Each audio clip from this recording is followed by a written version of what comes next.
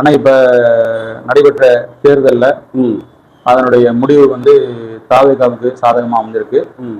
இது வந்து கிட்டத்தட்ட ஒரு வரலாறு காணாத ஒரு வெற்றியாகத்தான் நம்ம வந்து பார்க்க முடியும். ஏன்னா கடந்த காலங்கள்ல இந்த மாதிரி யாரும் அரசியலுக்கு வந்து ஒரு 2 ஆண்டுகள்ல இந்த அளவுக்கு மிகப்பெரிய ஒரு வெற்றியை பிடிச்சதுக்கான சரித்திரம் இல்ல அப்படின்னு தான் நம்ம பாக்குறோம். இப்ப விஜயை பொறுத்த வரைக்கும் இன்னைக்கு அவர் பெரிய அளவுக்கு பிரச்சாரங்களும் அதிகமா பண்ணல. ஆமா, குறிப்பிட்ட சில இடங்கள்ல தான் வந்து பண்ணிருக்கு. இது ஒட்டுமொத்த அரசியல்வாதிகளுடைய பிரச்சாரத்துல ஆக குறைந்த பிரச்சாரம் வந்து விஜய் தான் பண்ணாரு. ஆமா, அப்படி குறைந்த அளவுக்கு பிரச்சாரம் பண்ணி கூட இன்னைக்கு 108 இடங்கள்ல கைப்பற்றி இருக்கிறார். இது வந்து ஒரு பிரம்மாண்டமான வெற்றியா வந்து இருக்குது. அதனால நம்ம மயிலை மீடியா சார்பாக முதல்ல தாவேகாவினுடைய தலைவர் விஜய்க்கு வந்து நம்ம வாழ்த்துக்களை வந்து தெரிவிச்சுக்கிட்டு, இப்ப இந்த வெற்றிக்கான காரணம் திமுகவினுடைய தோல்விக்கான காரணம் எதுவாக இருக்கும் அப்படின்னு சொல்லி நீங்க நினைக்கிறீங்க? திமுக தோல்விக்கு வந்து அவங்களா கற்பனை பண்ணிக்கிட்டாங்க. நம்ம ரொம்ப சிறப்பான ஆட்சியை தந்துகிட்டு இருக்கிறோம் சொல்லிட்டு அவங்களா கற்பனை பண்ணிக்கிட்டு அதுக்கான விளம்பரங்களை ரொம்ப பண்ணாங்க. அதான் கண்ணதாசன் ஒரு பாட்டுல சொல்லியிருப்பாரு, ஓஹோஹோ மனிதர்களே ஓடுவதெங்கே சொல்லுங்கள் அப்படின்னு பழைய பாட்டு. அதுல அழகா சொல்லுவாரு, விளம்பரத்தாலே உயர்ந்தவன் வாழ்வு நிரந்தரமாகாது அப்படின்னு. இவங்க விளம்பரத்தாலே அப்படி தன்னை உயர்வா காட்டிக்கிட்டாங்க. அதாவது கிட்டத்தட்ட 2000 கோடி ரூபாய்க்கு மேல விளம்பரங்களே கொடுத்துருக்காங்க. யாருக்கு? இந்த டிவி சேனல்கள் இருக்குல்ல, அதுல இதுல யூடியூப்ல எங்க தொட்டாலும் இவங்களுடைய விளம்பரங்கள் ரொம்ப மலிந்து போய் இருந்தது. விளம்பரத்திலே வந்து இவங்க வந்து செஞ்சுக்கிட்டாங்க. நிறைய திட்டங்களை அறிவிச்சாங்க. அந்த மாதிரி செய்யக்கூடாது. குறிப்பிட்ட ஒரு 5 திட்டங்கள் நச்சுன்னு அதை பக்காவா 100% நம்ம அதை நிறைவேற்றணும். காலை உணவு திட்டம் ஓகே, குழந்தைகளுக்கு போட்டீங்கன்னா ரொம்ப வரவேற்க திட்டம். நானும் அதை வரவேற்று பதிவு போட்டேன். இவங்க செஞ்ச திட்டங்கள்ல ஏன்னா கல்விக்காண்டி செய்யக்கூடிய எவ்வளவு திட்டங்களையும் நம்ம வரவேற்கிறோம். ஏன்னா அது வந்து பல்வேறு வகையில முன்னேறும். வேலைக்கு போகும் பெண்கள் இருப்பாங்க, அவங்களால காலை உணவு தயாரிக்கிறது பெரிய கஷ்டம். குழந்தை பள்ளிக்கூடத்துல போய் சாப்பிட்டானா அவங்களுக்கு நிம்மதியா போயிடும். காலை மாலை சாப்பிட்டுறான், என்ன சாயந்தரம் வீட்டுக்கு வந்துடுறான் பையன். அப்போ வந்து அவங்க ஆக்கி கொடுத்துருவாங்க. காலையில அவங்க அவசரத்துல வந்து சாப்பாடு தயார் பண்றது ரொம்ப சிரமம். அதை இந்த அரசு கொஞ்சம் போக்குச்சு. அதை நம்ம நல்லா வரவேற்றிருந்தோம். அப்போ அந்த திட்டம்லாம் ஏற்புடையது. இந்த மாதிரி ஒரு 5-6 திட்டங்களை மாத்திரம் அழகா வச்சு அது 100% நிறைவேற்றி காட்டியிருந்தா மக்கள் கிட்ட நிற்கும். அந்த திட்டம் ஒரு திட்டத்தின் அடிப்படையில் நிறைய மாணவர்கள் வந்து அதுல பயன்பட்ட கல்வி சம்பந்தமான. ஆமா, அதெல்லாம் சரிதான், அதெல்லாம் சரிதான். நம்ம அதான் சொல்றோம்ல, நீங்க கல்விக்காக என்ன செஞ்சாலும் சரி, மருத்துவத்துக்காக என்ன செஞ்சாலும் சரி, அது நம்ம 100% வரவேற்கிறோம். அதை வந்து நீங்க உருப்படியா செய்யுங்க, இன்னும் நல்லா செய்யுங்க, இன்னும் பரவலா செய்யுங்க, அதான் சொல்றோம். அதை விட்டுட்டு என்னென்னமோ பேர்ல என்ன ஒரு 20-22 திட்டங்கள் இருக்கும் போல அதெல்லாம் அறிவிச்சு பல இது வந்து அப்படியே அந்தரத்துல நிக்குது, பாதி பாதியா நிக்குது, காவாசியா நிக்குது, சில இது தொடங்கினதோட நிக்குது. நம்ம ஏற்கனவே பேசி இருக்கிறோம். வீடு தேடி மருத்துவம் சொல்லி இது பண்ணாங்கல்ல, அது எவ்வளவு நடந்துச்சு? எத்தனை பேர் யாரு தேடி வந்தாங்க? இல்ல. அப்ப அந்த மாதிரி வந்து நிறைய திட்டங்கள் வந்து ஒண்ணுமில்லாம போச்சு. ஒரு 5-6 திட்டத்தை மாத்திரம் எடுத்து அதை பக்காவா செயல்படுத்தி ஆட்சின்றாலே இந்த 5-6 திட்டம் சரியா இருந்துச்சுப்பா சொல்லி மக்கள் மனசுல போய் நிக்கிற மாதிரியான ஒரு விஷயங்களை இவங்க செய்யல. இவங்க கிட்ட நிறைய குறைகள் இருக்கு.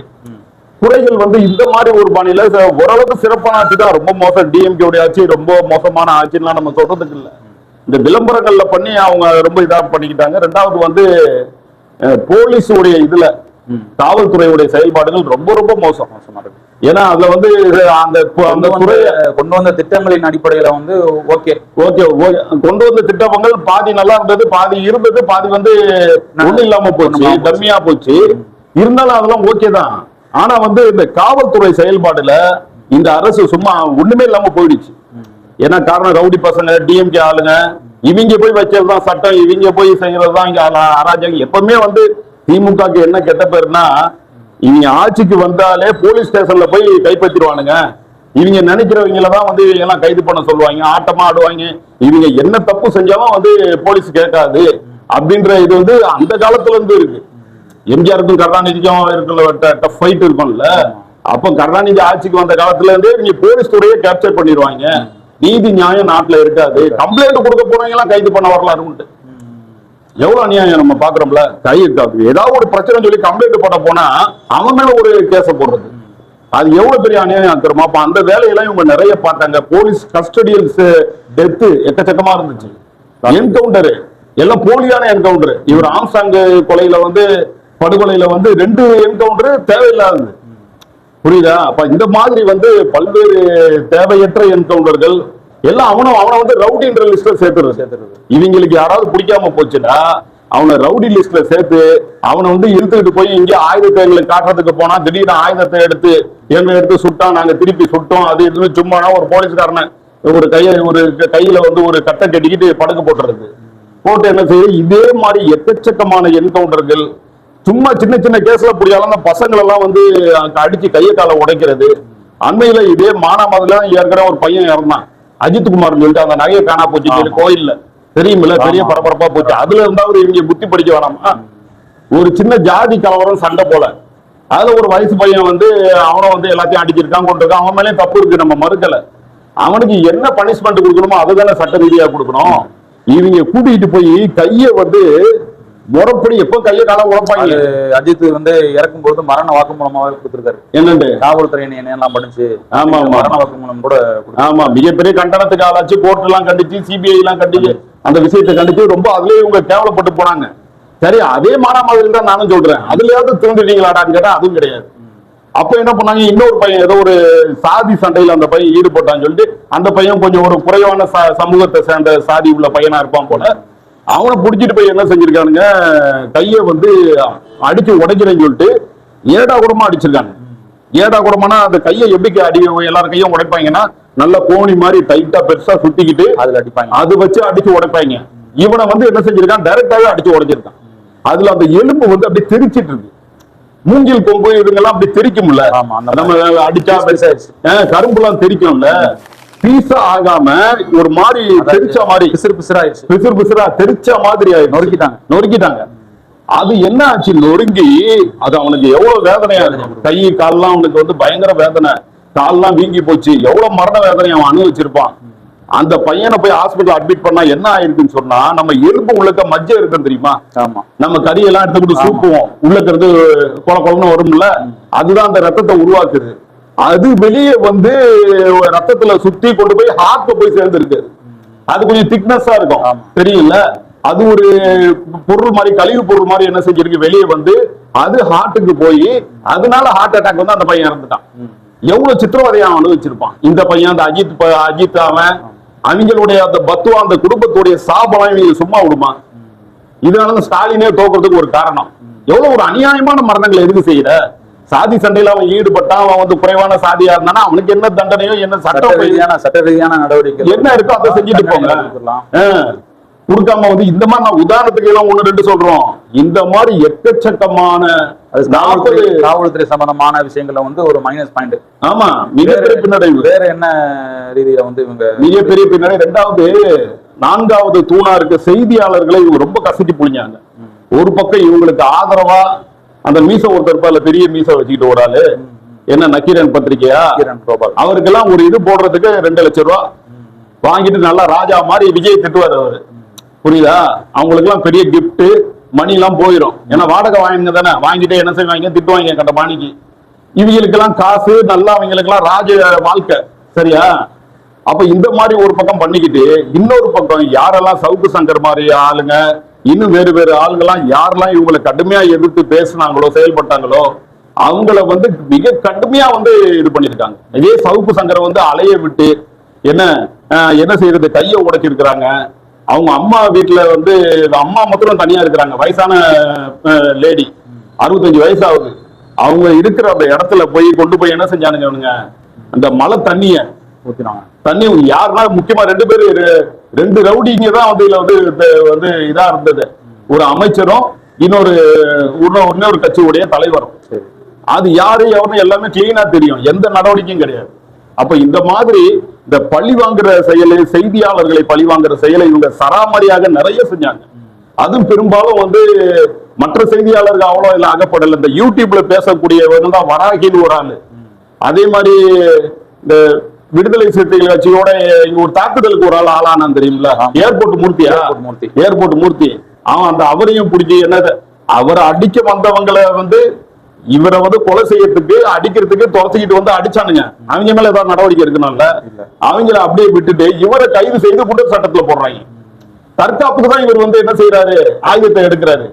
அப்ப அவர் என்ன செய்யறான், பிடிச்சிட்டு போய் குண்டர் சட்டத்துல போடுறான். இந்த மாதிரி ரொம்ப அநியாயங்கள் வந்து ரொம்ப ஓவரா தலைவிரிச்சு ஆடிச்சு. காரணம் மக்கள்லாம் யூடியூப் தான் பாக்குறான், அதன் மூலமா செய்திகள் போகுது, அதெல்லாம் நம்மள ஓவரா கழுவி ஊத்துறான். மற்ற மீடியாலாம் இவங்க வாங்கிட்டாங்க.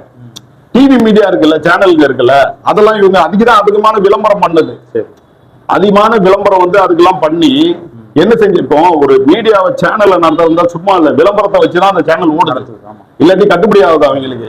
அப்ப அவங்களுக்கு என்ன செய்யுது, ஒருத்தனுக்கு வந்து மாசத்துக்கு வந்து இத்தனை கோடி ரூபாய் விளம்பரம் சொன்னா அவன் வேற வழியில கட்டுப்படுத்தானே ஆகணும். டிவி மீடியாவெல்லாம் வாங்கியாச்சு, பேப்பர் மீடியாக்கள்லாம் வாங்கியாச்சு, யூடியூப்ல இவங்க ஆள்களை நிறைய விட்டாச்சு, எந்த செய்தியும் வெளியே வராத அளவுக்கு என்ன செய்ய எல்லா வேலையும் பண்ணியாச்சு. வேற வேற மாதிரி கத்திட்டு கதறி இடைவெளிகளை பத்தி வெளியே சொல்லிக்கிட்டு இருந்த சவுக்கு சங்கர், வராகி, ஏர்போர்ட் மூர்த்தி, இந்த மாதிரி பல பேரை வந்து என்ன செஞ்சாச்சு, ஓட விட்டு பழி வாங்கி. அதுவும் சவுக்கு சங்கரை செஞ்சதெல்லாம் கொஞ்சம் நஞ்சம் கிடையாது.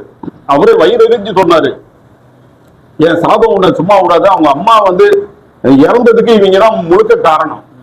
ஏன்னா ஒரு 60-65 வயசு உள்ளவங்க, ஹார்ட் பேஷண்ட், இன்னும் வேறு நோய்கள் இருக்கு, அவங்க வீட்டுல கொண்டு போய் மலத்தை கொட்டுறாங்கப்பா, டைனிங் டேபிள்ல கொட்டுறான், பெட்ரூம்ல கொட்டுறான், சமயக்கட்டுல கொட்டுறான். ஒரு வீட்டுல இருக்க முடியுமா?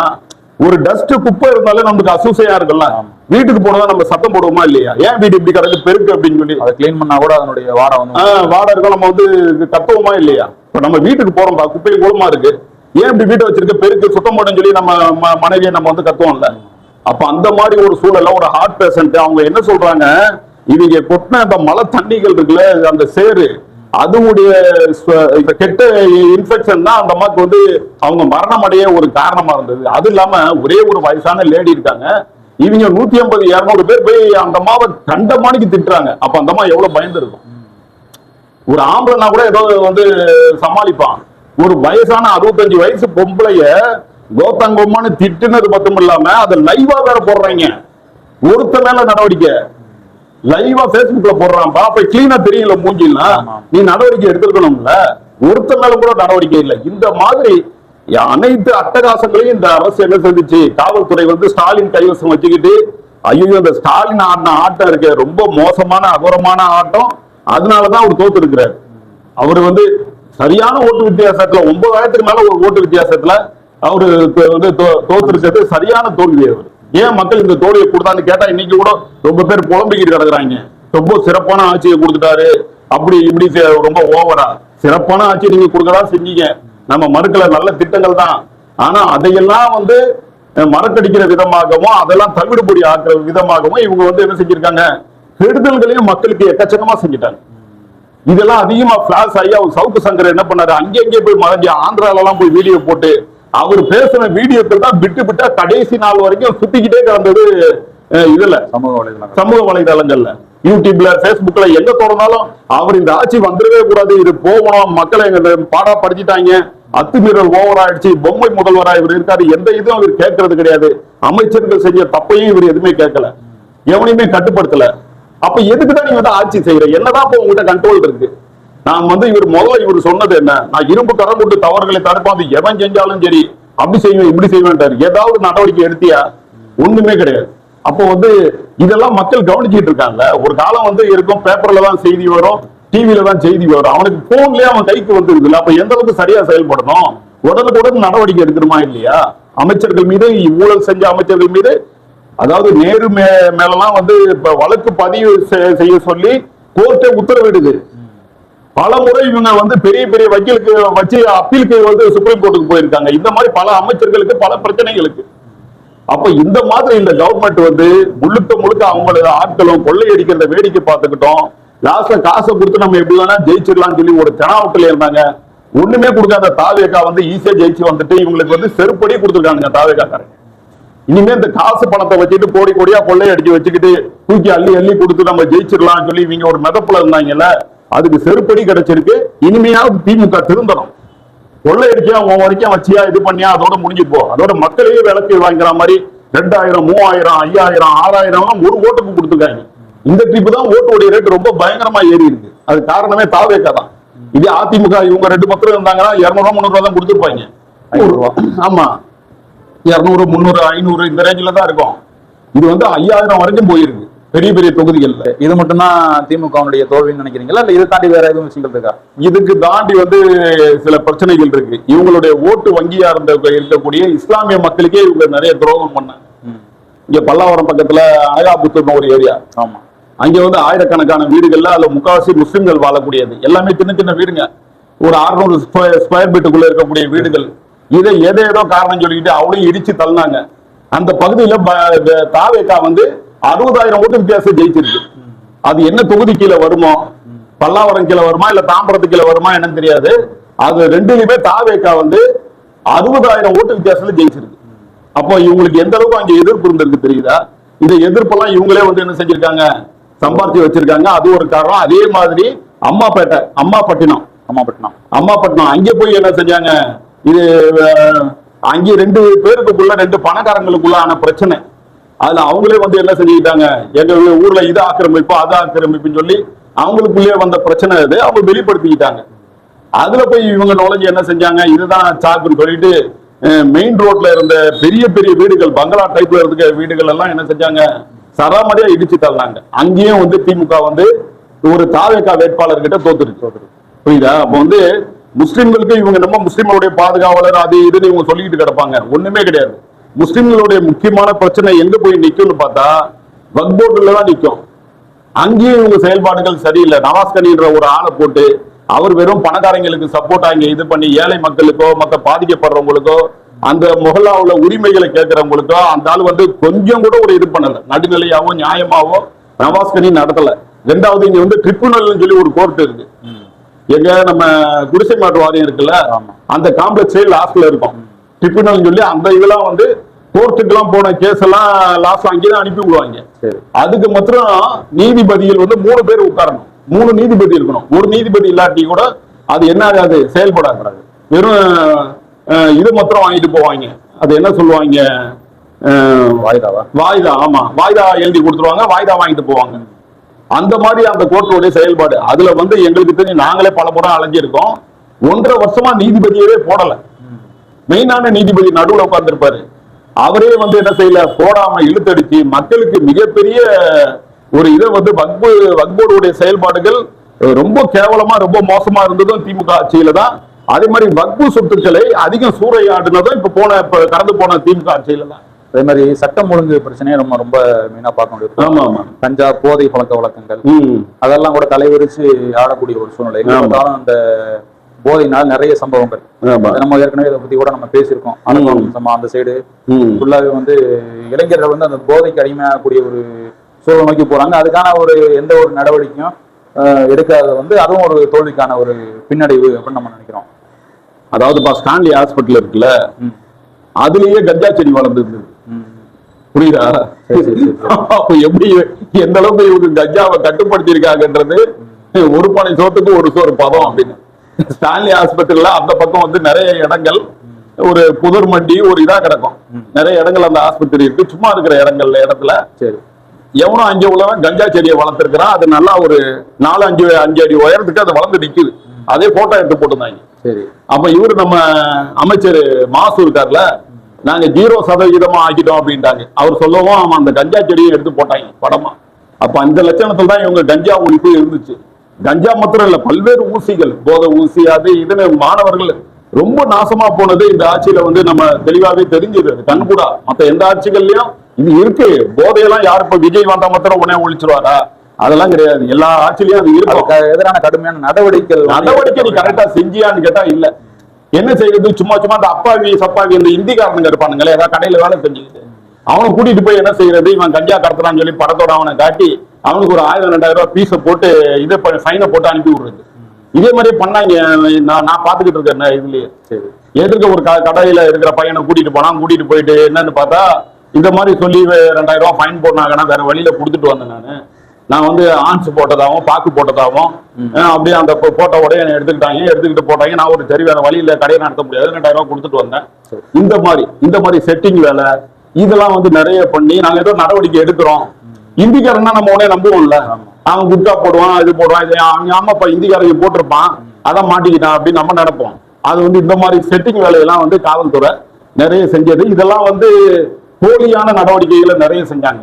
அதனால என்ன செய்யல, நல்லா அவங்களுக்கு தெரியும்பா லோக்கல்ல எவன் கஞ்சா விற்கிறான், எவன் போதை ஊசி விற்கிறான், போதை பவுடர் விற்கிறான்றது காவல்துறைக்கெல்லாம் தெரியாம இருக்காது. அந்த லிஸ்டே வச்சு அவங்க மெயின்டைன் பண்ணுவாங்க. நடவடிக்கை எடுக்கிறதா ஈஸியா எடுக்கலாம், ஈஸியா ஒழிக்கலாம். இந்த லோக்கல்ல இருக்க கீழே இருக்க காவல்துறை அதிகாரிகள் இருக்காங்கல்ல, எஸ்ஐயா இருக்கிற ஆளு, ஏட்டையாவா இருக்கிறவரு, இவங்க அவங்களுக்கு எல்லாம் தெளிவா தெரியும். அவங்க தான் உள்ள போய் சுத்திட்டு கிடப்பாங்க.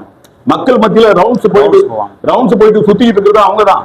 ஏட்டையாவது இதுல இருப்பாரு. அவங்களோட அதிகமான பழக்க வழக்கங்கள் இருக்குன்னு அவங்க தானே, எப்படி மக்களோட இருக்கிறது அவங்க தானே. அதனால கிளீனா தெரியும். அவங்க நினைச்ச கண்டிப்பா அங்க கிட்ட வரக்கூடிய மாமூலுக்கு இவங்க வந்து என்ன பண்ணிட்டாங்க, அடிப்படைக்கு போயிட்டாங்க. அதனால வந்து மிகப்பெரிய அளவுல வந்து கஞ்சா புழக்கம் ரொம்ப ஓவரா இந்த கடந்த ஆட்சியில இருந்தது. இதுவும் வந்து பெண்கள் இதெல்லாம் வெறுப்பாங்க. நீ என்னதான் அவங்களுக்கு நீ காசை கொடுத்தாலும், ஃப்ரீ பஸ் கொடுத்தாலும், ஒரு பையன் கஞ்சா போட்டுட்டு ரோட்ல ஒரு அலப்பறை பண்ணிக்கிட்டு இருக்கான்பா, அவங்க வந்து அவங்க பொண்ணை கூட்டிட்டு போக முடியுமா? இல்ல பொண்ணுதான் தனியா வர முடியுமா? அவன் ஏதாவது கையை பிடிச்சி இழுத்துட்டான், ஏதாவது பண்ணிட்டானா யாருக்கு அவமானம்? அந்த பொண்ணை பெற்றவங்களுக்கு இல்லையா? அதனால பெண்கள் வந்து விரும்பவே மாட்டாங்க இந்த போதை வஸ்துக்களை. அதை பண்ணிட்டு செய்யற பசங்க அடாவடி பண்ணிக்கிட்டாங்கன்னா ரோட்ல, அந்த ஆட்சி மேலதான் அவங்களுக்கு வெறுப்பாகும். 2 பொண்ணை வச்சு நான் வளர்ந்துட்டு இருக்கேன், எனக்கு பயமா இவங்க ரோட்ல அட்டகாசம் பண்ணிக்கிட்டு இருக்காங்கன்னு சொல்லிட்டு அவங்க ரொம்ப அப்செட் ஆவாங்க. இதெல்லாம் ஒரு காரணம். விஜய்க்கு ஓட்டா மாறுறதெல்லாம் இந்த போதை பழக்க வழக்கங்களை என்ன செய்யல, இது முழுமையா கராரா வந்து இது பண்ணல. அதுக்கு இன்னும் சட்டங்கள் நம்ம ஏற்கனவே பேசியிருக்கோம். சட்டங்களை அதிகப்படுத்தி வந்து இவங்க என்ன செய்யல, நடவடிக்கை எடுக்கல. அது ஒரு மிகப்பெரிய தவறு. இவங்க செஞ்ச தவறுகளை தோற்பதற்கு காரணமா இருந்த தவறுகள்ல அதுவும் ஒண்ணு.